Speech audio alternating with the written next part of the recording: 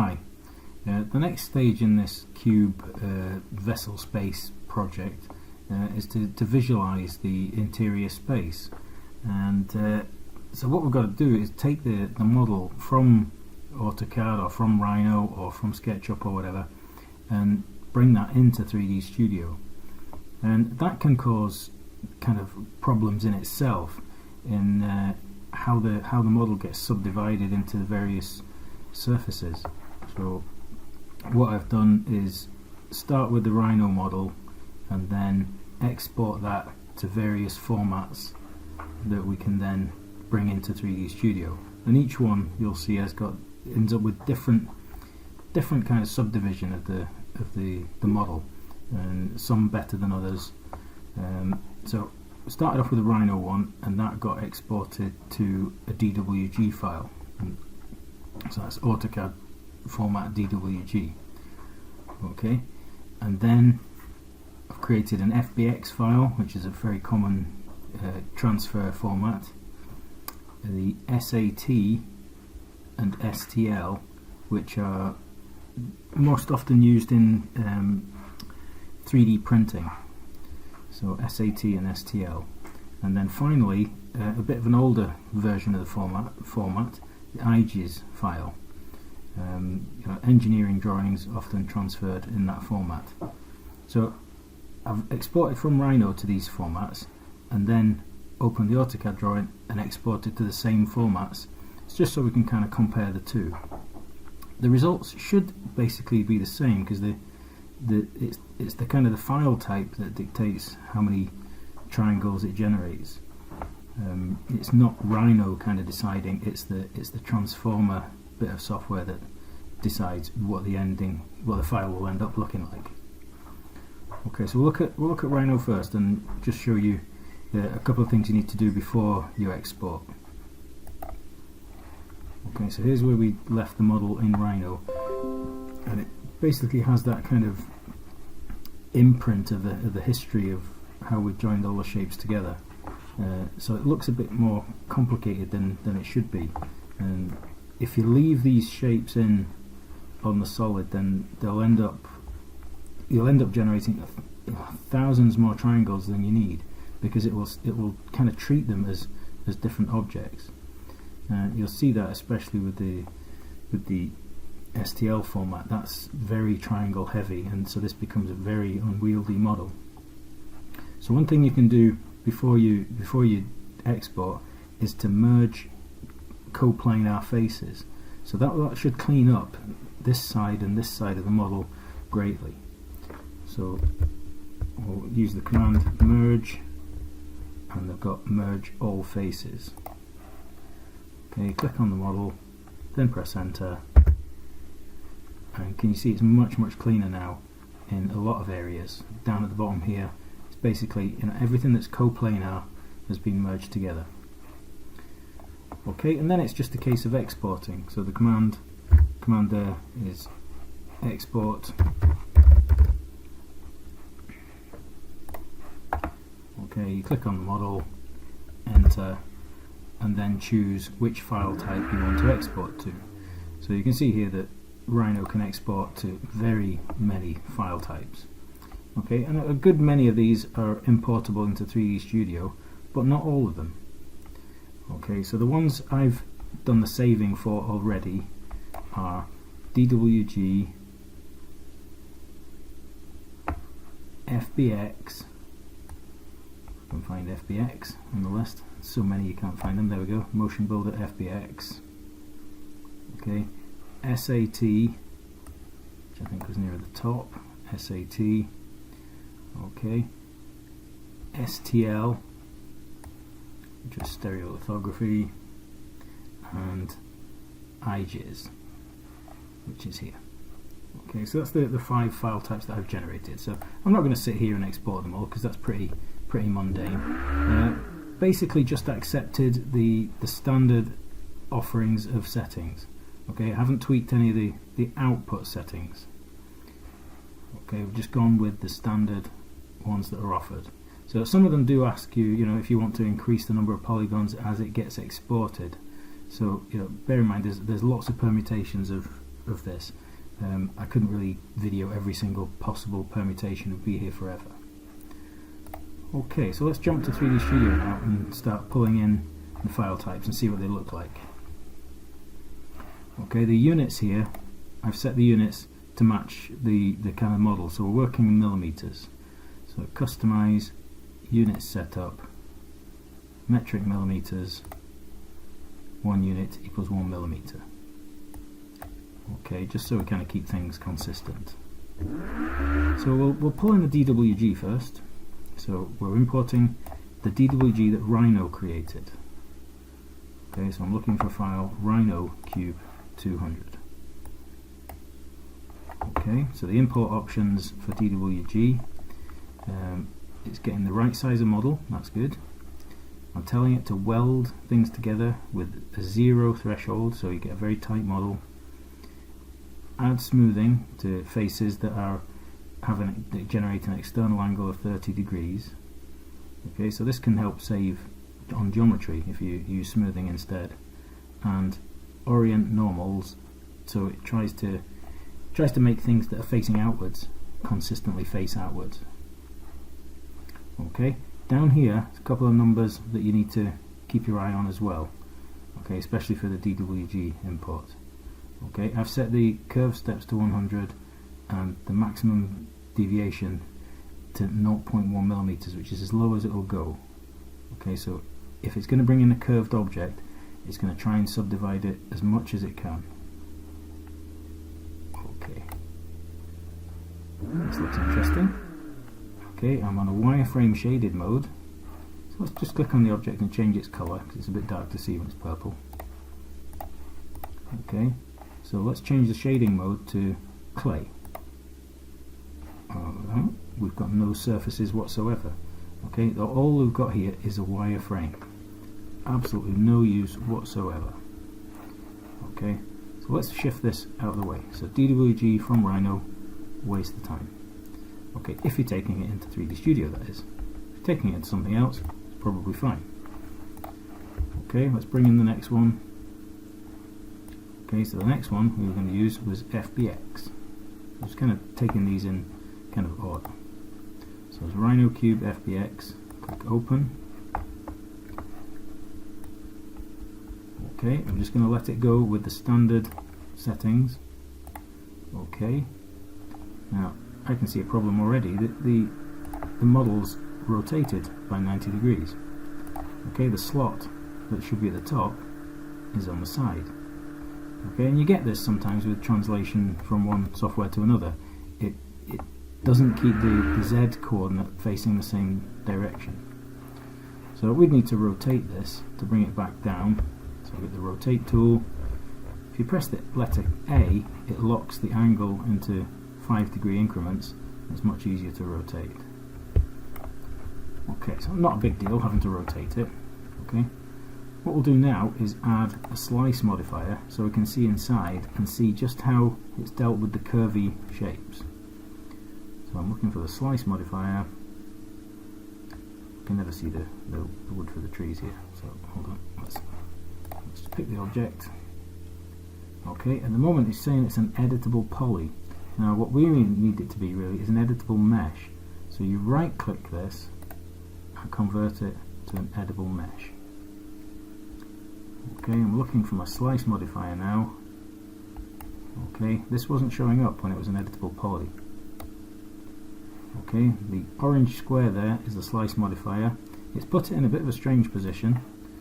Okay, so we'll activate the slice modifier, move it, and then ask it to remove the top so we can see inside the shape.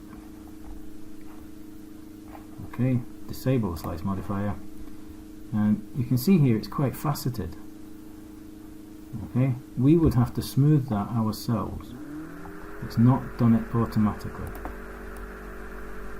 Okay, you can see it's quite faceted. Okay, to do smoothing, what we would need to do is get rid of the slice modifier, activate the face level, grab everything. You can see there's more triangulation there than there really needs to be. So that's wasted geometry. And down on the modify panel, I'm looking for the auto smooth setting. Okay, we're working with 30 degrees generally, so let's just use that. Okay, disable the modifier, add slice back on again.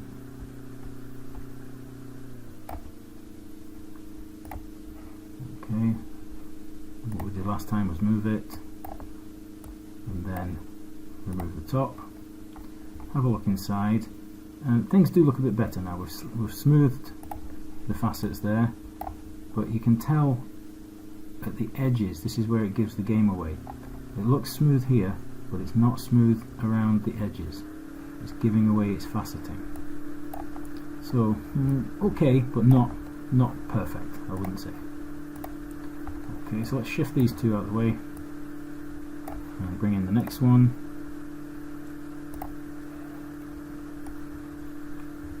Okay, so we're looking at the SAT file type now. So it's the Rhino Cube SAT. Okay, so you can see each one has different import options. This one's got a lot more control. So we've only got one layer in Rhino, so a single body with welded and trimmed surfaces would be ideal. Just kind of glue it all together. Let's ask for a fine mesh quality. Okay, I've not gone to the top, I've just gone medium there. It's got in between 5. And trimming tolerance, let's set that to tight. Okay, you can see here there is an option to flip the axes. Okay, we shouldn't need to do it. Okay, so it's come in the right size, in the right place, all looking pretty good with this one. Okay, it's a different type of object though. It's not an editable mesh, so we'll right click that, convert to editable mesh. Let's have a look inside. So the Slice Modifier can help us do that. That's arrived in the right place, so that's looking good. Now that looks quite tidy. Okay, it looks quite curved around the edges, it looks quite smooth on the curvy faces. Very good. Do you notice some of this looks invisible?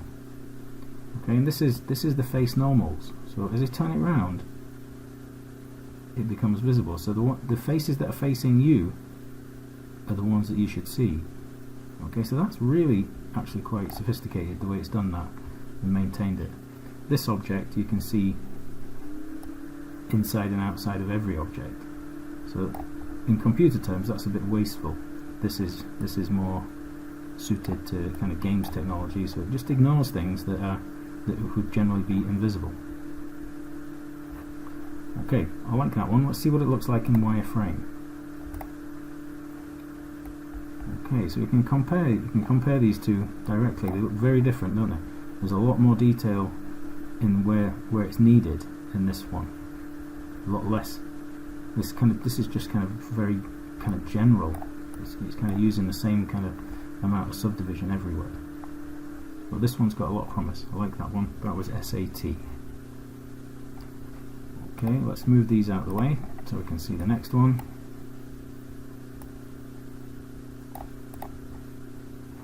Okay, file, import. Okay, next one was STL, the stereolithography, so Rhino, STL. Okay, we've got a few options here. Setting a low welding threshold to make it very accurate on auto smoothing. So we can't really increase or decrease the number of triangles, but we do have a little bit of control there. So having a big think about this one. There's a clash of file names there, that's okay. We'll just rename the end bit. And okay, and wow, that's a big difference on this one. Let's just change the colour of this one so we can see it. You can see here we've got a lot of subdivision. Now, way more than we really need. Okay, but something like a 3D printer would love this. You know, the more detail the better. But for visualization, that's a bit over the score. You know, the back of this is very simple shape, so are the sides. You know, it should really just be a single, 2 triangles at the most. on the side of this. Okay, but you can see, you know, where it's aiming for, you know, very high quality in surfaces, then that's what you get. So let's change that to clay. Okay, this is an editable mesh, so no need to change it, and we'll slice that.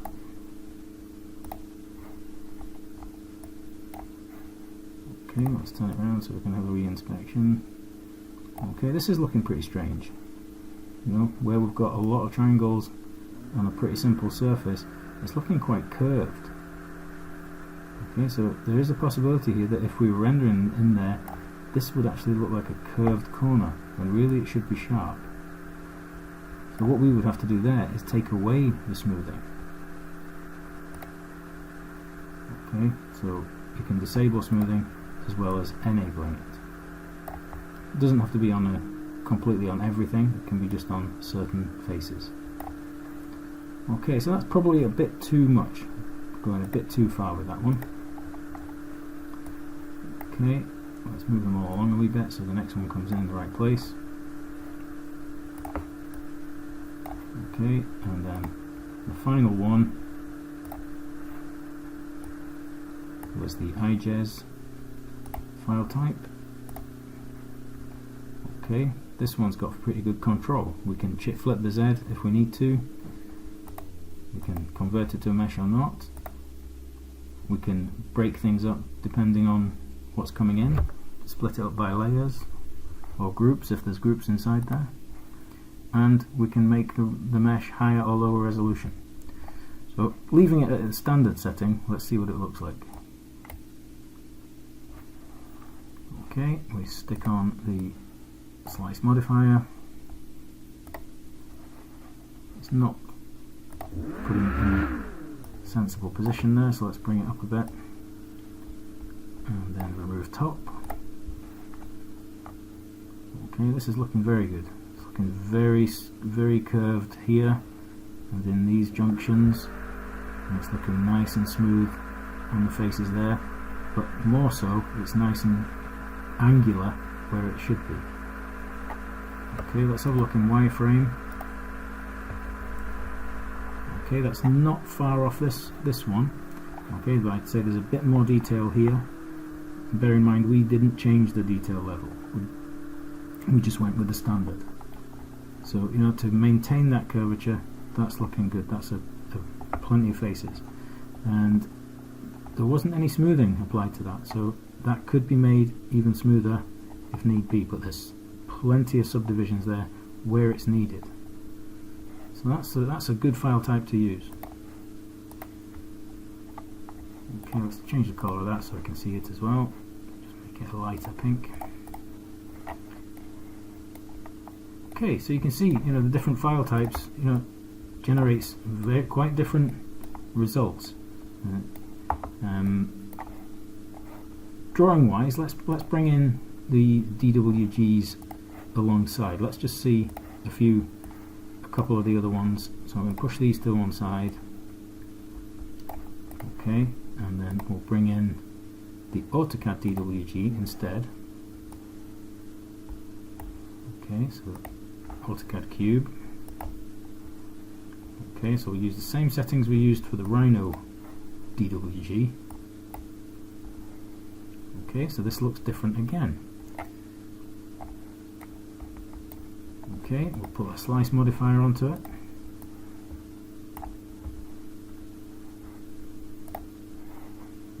Remove top, shade that with clay.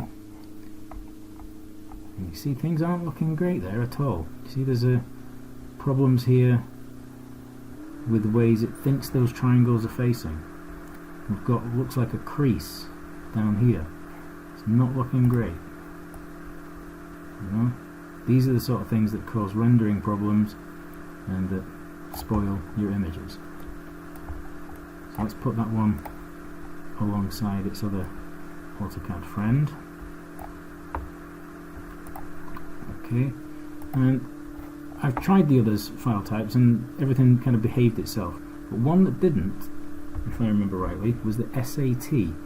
Exported from AutoCAD as SAT, and then imported into here. So we'll bring in the AutoCAD SAT. Okay, we'll use the same settings that we used before, and for some reason it's enormous, and it continues doing that. So, you know, size-wise there's something going wrong with that conversion software. It's not converting correctly. So SAT from AutoCAD, not good. Let's just try the edges just to see if it is the same, and then we'll be able to stop at that point. So we'll bring in the AutoCAD edges. So this was exported from AutoCAD as an edges. Import. Let's add the Slice Modifier. Put it in a good position instead. Okay, and it's looking pretty similar to its Rhino exported cousin. Okay, let's see if the two wireframes are similar. Yeah, absolutely similar. Let's just have a quick look and see what happens if we change the amount of detail for the edges one. Okay, so we'll find the IGS file. Well, notice these are slightly different. That's IGES, but the Rhino one is IGS. A bit like JPG and JPEG. Okay, let's whack this up to the top. So it might take a bit longer to import. We'll see. Okay, right, to rename this, let's gave the IGES file a very different, very strange name, 61. Okay, and it doesn't look a heck of a lot different. There are probably about twice as many divisions there. I thought it would maybe go for more than that, but I would say there's about twice as many divisions in the highest level to the lowest level. Okay, so not a massive hit on the file size. Okay, notice these are all coming in the same colour. That's quite strange. Usually they will get their colours converted as they come in. So I'll take that one away, and I'm going to leave this one in the file. Just give it a different colour so we denote that it's a different file. Okay. What I'll do is I'll annotate this off video and leave it so you can open that in your own leisure.